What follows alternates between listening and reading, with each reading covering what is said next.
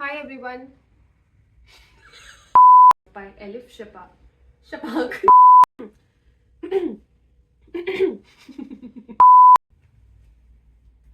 Start. Hi everyone, welcome to my channel. I am Ria and today I will be talking about some of the best books that I read in 2025. The first book that I want to talk about is The Vegetarian by Kang. This book follows the story of a woman who suddenly decides to stop eating meat and becomes a vegetarian overnight after she started seeing a series of disturbing and very graphic dreams. This small decision of hers unravels her family, her marriage, and her place in the society. But the book is not about a woman's dietary choices. It's about how a society that works in quiet obedience reacts to a person who say no or who do not conform to the rules of that society. The book is about a woman's quiet rebellion for her autonomy and for her say in the rigid social structure around. The next book is 40 Rules of Love by Elif Shafak. In this book, two parallel stories are running together. One is a modern tale of a woman searching for meaning in her life, and the another is from the past about the spiritual bond between the Sufi poet Rumi and his companion Shams of Tabriz. As the story moves on, these two worlds are blended very beautifully into one story about love, surrender, faith, and transformation. The writing of this book will definitely transport you into a world of mysticism and spiritual kind of love. The next book was a bit intimidating at first because of its size and its erratic form of writing, but I picked it up anyway. The book I'm talking about is Crime and Punishment by Fyodor Dostoevsky. This book is about a student named Raskolnikov who commits a double murder without any regret or remorse, only to prove that some men are above law if they commit a crime for the greater good. But who gets to decide what is a greater good? The book follows similar themes and it's less about the crime but more about the psychology of a person who commits a crime. This book will definitely force you to think about a lot of things around you. The next book is my most favorite book of the year. It is I Who Have Never Known Men by Jacqueline Harpman. It is a book about 39 women and a young girl who are held underground in a mysterious cage with no explanation until one day they escape into a barren land with no sign of civilization. As the time passes, they struggle to adapt with their new reality and start searching for some sign of humanity in that desolate world.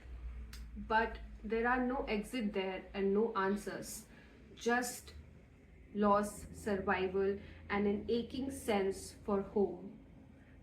The book repeatedly asks one question, that is, what it means to be a human when everything familiar to you is taken away. Next up is Madonna in a Fur Coat by Sabahattin Ali. This book surprisingly made me cry.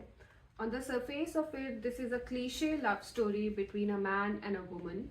A man who falls in love with a woman unconditionally, but the woman is not ready to be in a relationship at the time.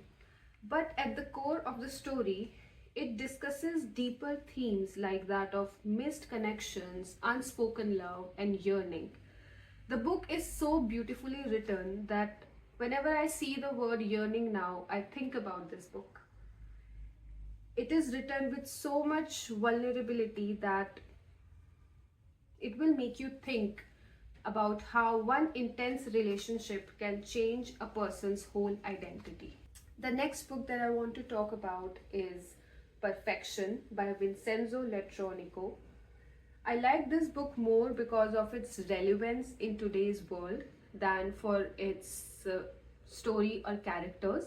This is a very sharp, very contemporary book. It takes a look on modern life, its aesthetics, capitalism, and the idea of perfection that people are chasing today. It tells the story of an expat couple who are freelancers living their perfect life in Berlin but still feel a void of meaning and purpose in their lives, which almost make them restless. The book is written with cutting prose and hilarious sarcasm. It almost feels like watching a stand up comedy set. The next book that I have is Morning and Evening by Yun Fossey. This is a very poetic and deeply philosophical book. It traces life from birth to death with incredible simplicity. The book does not have a linear storytelling, it is more like a meditation on the fleeting nature of life. This book will remind you how quiet the life really is and how profound that quietness can be. This is one of those books that you have to read yourself to understand it better. The last book up here is Mother Mary Comes to Me by Arundhati Roy. This is the only non-fiction book that I read this year. It is a memoir about Arundhati Roy's complex relationship with her mother.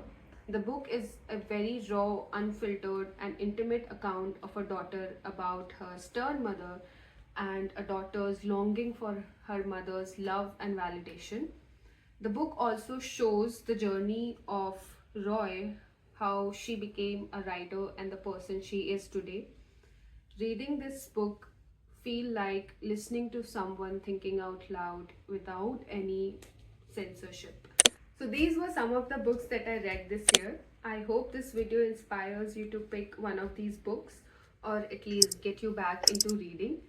Until then, happy reading and thank you for watching the video.